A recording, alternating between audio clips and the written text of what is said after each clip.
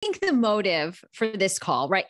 And motive isn't really the right word, but do you think it's truly about she doesn't want enemies, or do you think she is making a genuine play to come back at television? And, because we obviously know we're going to get into this Real Housewives of New York recasting, and she wants as many influential people as she can on her side. Like what? I mean, because this is the turn of, that was a pretty quick turn of events.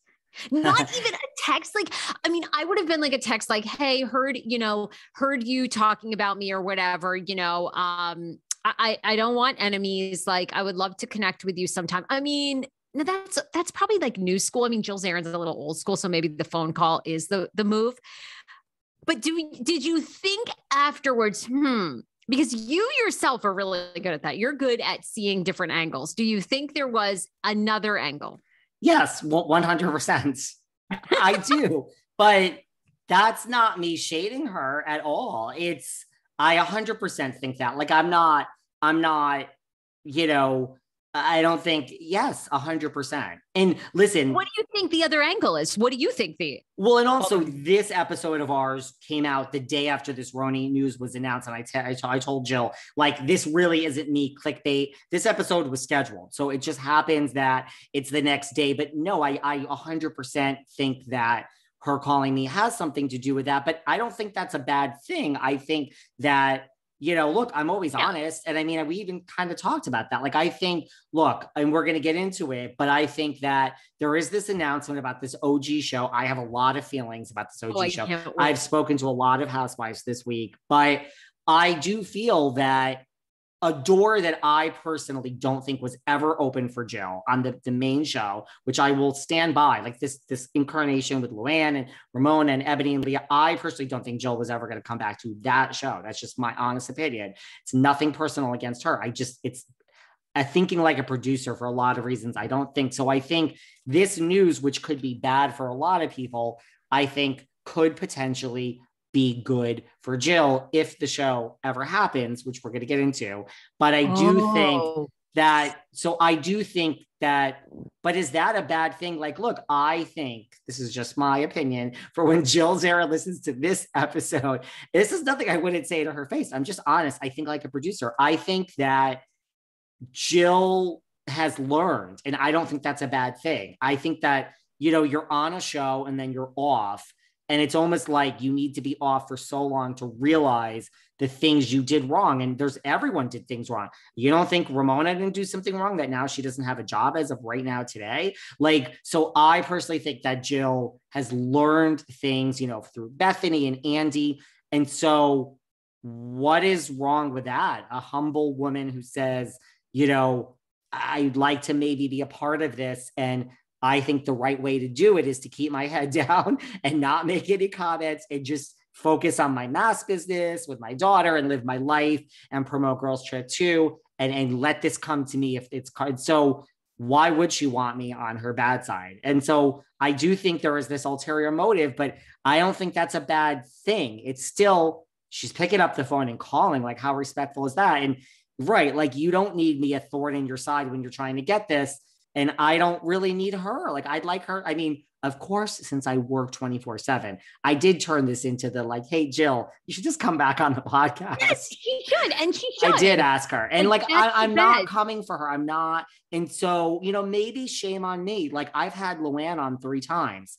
I kissed the ring that is Luann de Lesseps. I would never try to come for Luann or any of that. In my defense, not to beat a dead horse, I asked Jill a very open-ended question and I never came for her. She just happened to give an answer that the media thought was a negative answer and made up their own headlines. I still don't think I did anything wrong, but I'm really not coming for Jill. Like, I would never come for Luann. I think after this interaction, I certainly wouldn't come for Jill. Like, so it's just like, I do think there's an ulterior motive, but I don't think that's bad. I think that, of course, she wants to be back on this incarnation if it ever happens.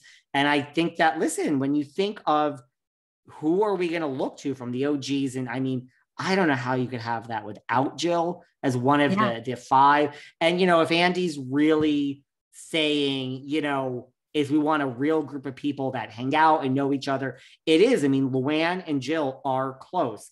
with Kelly Bensimon. It is Jill and Luann and Kelly. And I mean, Ramona and Jill may not be so close, but I mean, she's brought Luann and Ramona are. And so it's likely Jill would be part of this. So I just think that she has made mistakes, and she admits that she's made mistakes that have to do with Bethany and Andy and many years and many things, and no shade because everyone makes mistakes. And I just think she's like, I gotta just this time, at least if it doesn't happen for her this time, I think she could say it's not because of what I did. And my best advice to her would be just to keep your head down, girl, and just don't focus on it, and just promote Girls Trip and just see what happens. Because listen, here's the thing. It's out of her control. It's out of everyone's control who's chosen for this show. They know your name, Jill. Like they know who you are. Know where to find you. Yeah. But so I think there was an ulterior motive, and I don't think that's bad. I just think she's like, I don't want you as an enemy, and I don't want her. Like I don't want enemies. It's not how I live my life. And so I feel, look, there's plenty of people I've had gripes with that go away. Like, I don't know, for me to do a show and then put it in the title, and it just, for me, felt sleazy. And so it's not because she called me. It's just more like I'm checking myself of like, that isn't necessarily my show. It's interviews with Susan Lucci was on the show. And, all these, it's like, it's an Snooki, interview. It's just on. Yeah. Right. Snooki. And so like, if you say it, that's one thing. I'm not coming. I don't want to gossip and sling mud. It's just not really my show. And so, I mean, I talk about things here with you, but not attacking people. Yeah, you're not gossipy. I mean, you're not gossipy. You are an insider. You get a lot of information about Bravo. Of course, I don't think we're gossipy at all when we co-host. I think we give our opinions. And, like everybody with their faux crystal ball, we sort of make predictions about what we think could happen, and some happen and some don't. Yes. So I feel she didn't force me. I feel that what a development. You've never heard me apologize, have you? I don't think I have. It's a first. I just, I think it's great. I think it's great. And I do think you're right. I think, well, look, I think she doesn't want you as an enemy. She's probably learned a lot of lessons. I mean, I think you nailed it. And I think she's probably, like anyone, if I were her, she's probably making the biggest run right now of possible to be on this reboot, if in fact it's happening, although I'm really curious about your thoughts. So, she wants you out there speaking well of her, and I don't blame her. I think that's good. A lot of Bravo people listen to your show, a lot. Bravo producers. So I'm not surprised. I think it's a smart move by her. And like, don't get me wrong. There's no ego. Like, I don't think like, David Yontef is going to have the